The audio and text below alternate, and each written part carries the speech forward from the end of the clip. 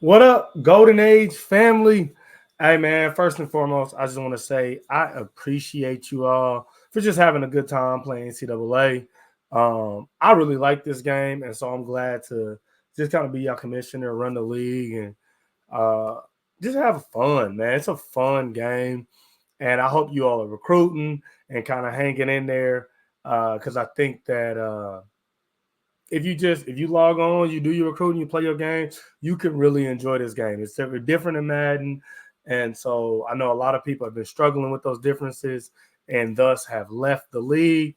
And I ain't really been pressed to replace them, if I'm being completely honest, because I just like the game, and I'm not thinking about it in the same way that I think about Madden. Now, that being said, if you have some people that want to join the league, they can. I won't make them start with teams as low as we did because we've had a couple of years to build our teams up. And so they can join using a 3-star program. So if you have anybody that's interested in joining, um, send them my way. I'll tell them what teams are available, and we can definitely get them in this year so they recruit and get them into a user conference next year. That being said, let's jump into the power ranking. Super excited to share these with you. Been working on them basically all week. Um, and I think they dope. I think they're dope. So let's jump into them. Uh, and let's see. Here we go. Yep. All right. So Golden Age, you in the right place if that's where you want to be. Let's go with the Heisman watch. And I actually might have to update this. Let's see. Because I made this earlier this week. Nope. All right, we good. The numbers are different, but the order is the order still the same? No, one guy fell out. All right, so we got Wesley Byzanth.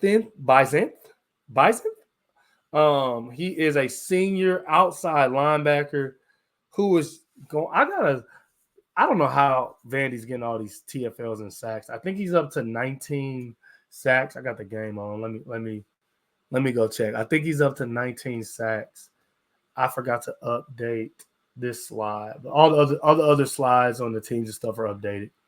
Um, and all the users. So Callahan Blair has fallen off the Heisman report now, but the other 4 users are still there. So pass rush, he has 38 sacks and 38 TFLs. I'm sorry, and 19 sacks with Wesley Bison. He is absolutely playing out of his mind. Shout out to him. Outside linebacker leading Heisman is legit.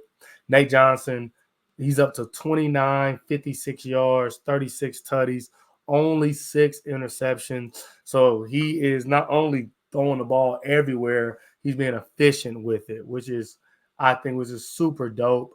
Shout out to Nate Johnson. He is a senior. I cannot wait until he graduates. I'll be so glad when he graduates. I'm sure Vandy's been recruiting, but he ain't gonna be Nate Johnson. So I'll be ready for him to get out of there. Caleb Edwards is up to 25 TFL and 19 sacks. He's also been cooking and getting off that edge and really terrorizing people. Isaiah Bond, I know he has 16 touchdowns. Let me see how many yards he has. And this was Vandy had the Heisman winner last year, and he changed him to running back. And so Isaiah Bond kind of slid in there and took his spot, and he hasn't missed a beat. Senior, he has 1,300, over almost 1,400 yards and 16 touchdowns. Callahan Blair is no longer on the Heisman list. He slid off and has been replaced by a CPU guy. It looks like a guy from Oklahoma, quarterback from Oklahoma. Looks like he's having a great year as well. So shout out to all my guys in the Heisman watch. And it's a whole bunch of upperclassmen. So I think it's so interesting.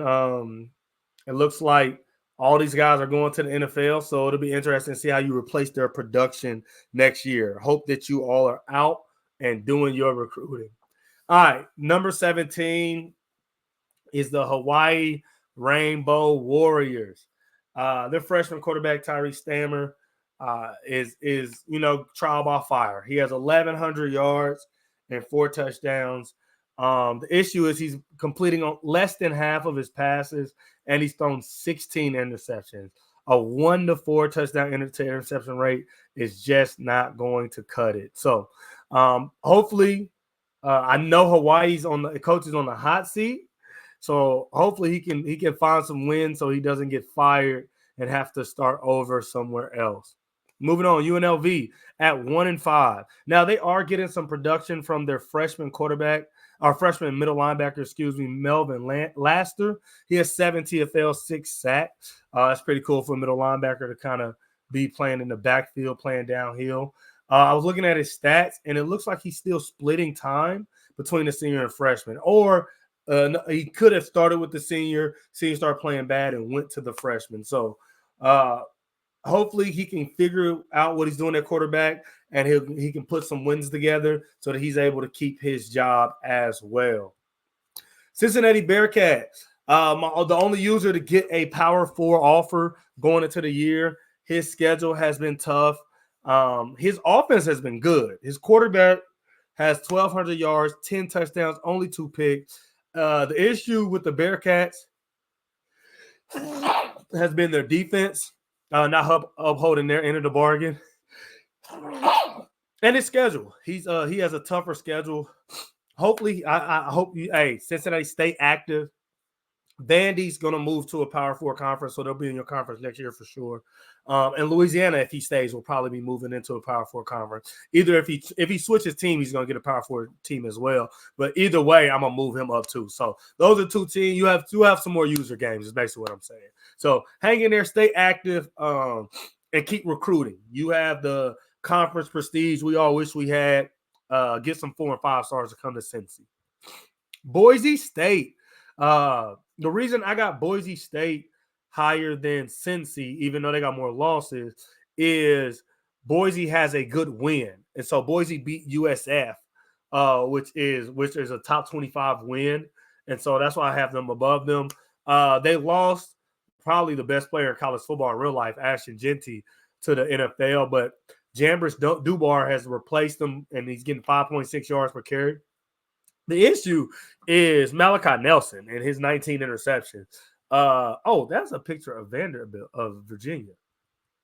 I'm just not realizing that. This is Boise State, though. And these stats are from Boise State. I just messed up the picture. Hey, cuz, stop throwing the ball to the other team, man. Hey, that's all I got to say. I don't know how many interceptions was against Notre Dame, but it should be criminal what they did to you. Moving on. The Virginia Cavaliers at 3-3, they played a very tough early schedule, and so as we move into conference, I think that they'll finish bowl eligible for sure. Their senior wide receiver Samir Hagans, he's been cooking everybody. He got 874 yards and 8 touchdowns through 6 games. He's going to get over 1,000 yards. He's going to have over 10 touchdowns. I think Virginia's record. I think they have a chance to move up in the power ranking next time we do them. So. They survived kind of their first half of the schedule, and moving forward, I think they'll be even better. Number 12, Rutgers. He's getting great freshman production on both sides of the ball. He got a right end, Juwan Jenkins. He has 11 TFLs leading the team. And then his quarterback, Dustin Carl, has thrown for 1,500 yards and 10 touchdowns. One thing that's cool about Rutgers is they haven't played a conference game. And so he's got through all his non-conference games, and now he's got to go against users with a Big Ten roster. And so I'm excited to see what he does. He's a pretty good user. I think he'll definitely be bowl eligible, and I think he has a really good chance to finish ranked. And maybe even win his conference with no losses moving into conference season. He's right there to play in the conference championship. Kennesaw State, one of my favorite users, man. I love that a guy took Kennesaw State and he's building them. Shout out to redshirt freshman quarterback Andre Egbule. He's putting the Owls on the map. He has 15 touchdowns, 1,300 yards. He has 2 losses. One was to Wake Forest in week 1. But then the one, I feel like if he had beat Army, and I don't remember if it was a fair sim or if he played it, he would have been higher up on this list. I think being in Georgia, he definitely has the pipeline, and I'm excited to see him keep building the Owls. I wonder if he's going to take a different job because he gets the Owls to 7 wins, 7, 8 wins. So people are going to call him and offer him some new positions. App State, shout out to Appalachian State. They got a junior running back who's getting 6.6 yards per carry on his Raheem Mostert, and he wins by playing defense, man. He got the second best defense in the Sun Belt, probably the best jerseys in the whole conference. And I love App State, love what he's doing there. App State, if he keeps it going, I've seen in several leagues, App State coaches get job offers. And so I'm interested to see what he does at the end of the year. If he's able to keep this winning up and finish with 7, 8 wins, I'm interested to see what he does and what kind of job offers he gets. Oregon State, the quarterback is carrying the load. Ben Goldperson, he has 1,800 yards, almost 2,000 yards and 15 touchdowns. And then he has a corner who has 5 interceptions in 5 games. Don't throw it, Andre Jordan Jr. He is only a sophomore, so he'll be back next year, and he's been holding it down on the defensive side. Shout out to Oregon State. I had them above App State because they are still undefeated in conference. So they have a chance to win their conference championship, and that's a huge deal. So shout out to them. If they play well, Oregon State's another team. He plays well, he'll get a bump up into a Power 4 conference next season. Wake Forest. Charlie Gillum is a gunslinger. And if you know the user, shout out to Charles, that is how he plays football game. He throws the ball deep and he gives his guys shots and chances to make plays. He has almost 3,000 yards with 26-47. He has 22 touchdowns. But the reason he has 2 losses is he has 25 interceptions.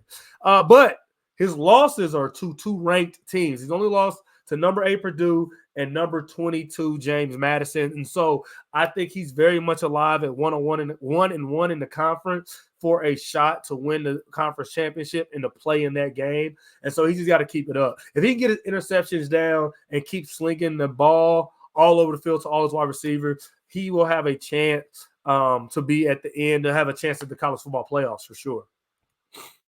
Duke, 4-1. I don't know if you ever heard this phrase before, but it is defense wins championships, and the D on their helmet is for defense. It is not for Duke. They have the best defense in the American Conference. I thought this stat was crazy. In 5 games, they've only allowed 15 red zone opportunities. And so that means teams are only getting to the 20-yard line 3 times a game against Duke. An incredible game style, like play style, especially in a college football game that's super wide open, built for offenses, for him to show up, build an excellent defense.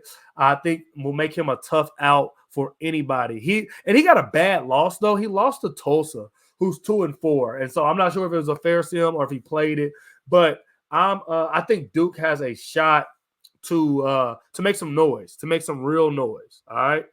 FAU, shout out to my boy Velio, had a rough first year, has turned it all the way around at 4-1. He has a balanced offense, and he's the only team in the top 3 in passing yards and rushing yards in the American.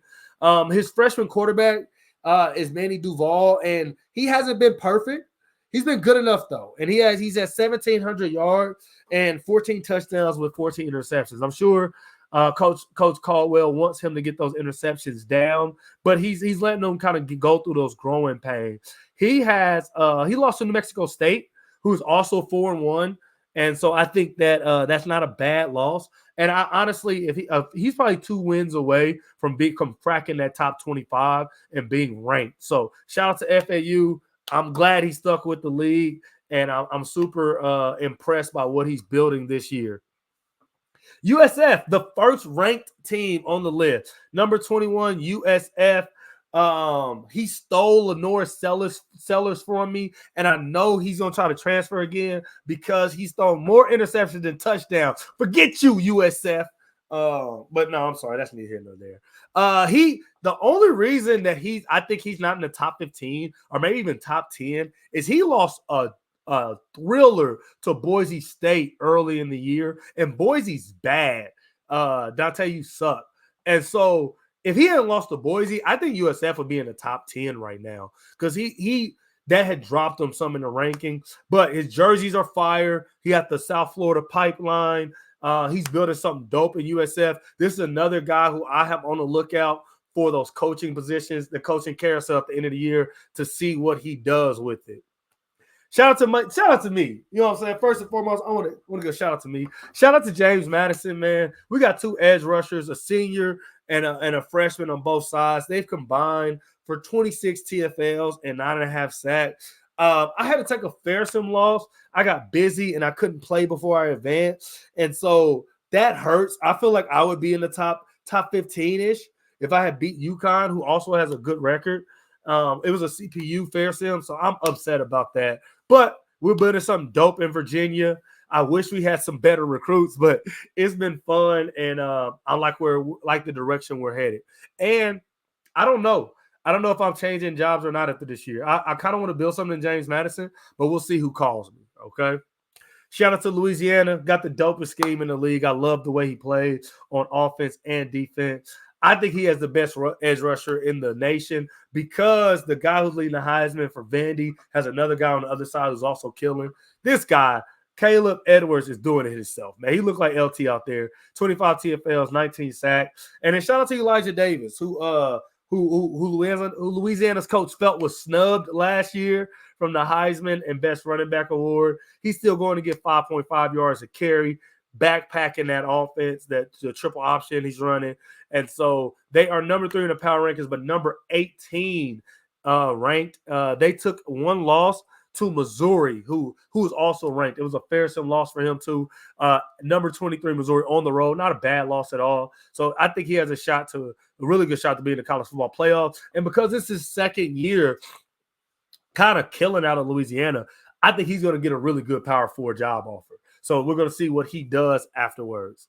Number 2, Texas State. Now, I got Texas State above Louisiana because Texas State also only has one loss, and they lost to Vandy, who's been cooking. So, but Texas State, they got the best rushing attack in the Sun Belt, and he just plays ball control. So you play against Texas State, he's slowing the game down. He doesn't get to third down very often. He's ahead of the sticks, and he's playing downhill football, smash mouth, punch you in the mouth football. So shout out to Texas State. Also, the pipeline. It's the pipeline states. They get the recruit and they're able to compete. And so I'm interested to see the back half of your season. You only played 2 conference games, 1-1. I want to know what you got going on moving forward. Shout out to Vandy. He's playing basketball. If you go look at how many points he's averaging per game and all that, he's 5-0, number 9, coming off a crazy playoff run last year. Nate Johnson looks like the number 1 overall pick next year. 2,900 yards, 36 touchdowns through 5 games, which is crazy. And then I still think it's crazy. He told the Heisman he won Heisman with a receiver and switched him to running back. And now Isaiah Bond is in the Heisman race as well with almost 1,400 yards and 16 touchdowns. Vandy, I think he's going to stay at Vandy. Either way, he'll be in the Power 4 next year. I got to move him up. He's been destroying the CPU in the Sun Belt or his CPU non-conference game.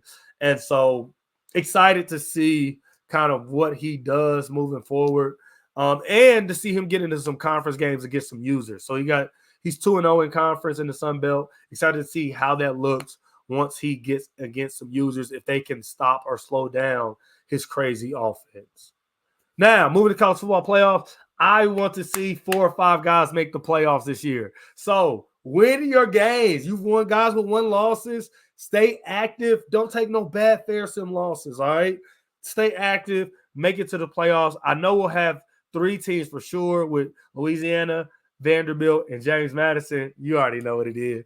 So I want to get at least 2 or 3 more teams into the college football playoff. I think that'll be really fun and competitive this year.